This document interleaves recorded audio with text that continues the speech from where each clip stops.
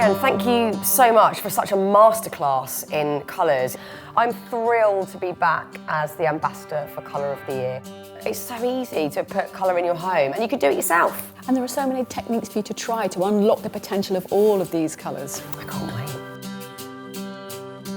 Last year was a huge learning curve for me. I've always been very into looking at the spaces we live in and how we can make them feel comforting. You're returning to colour with more confidence. And this year's colour, it's not just the colour, it's the way it makes you feel. And Tranquil Dawn is this kind of breath of fresh air before the dawn of a new decade. It's the feeling we need every morning when we get up in order to face the day. I so agree, and I love this colour. I love the name Tranquil Dawn. Already just hearing that name makes me feel calm and relaxed. We need peace, and we need sanctuary, and we need tranquility, and this is the colour that captures that.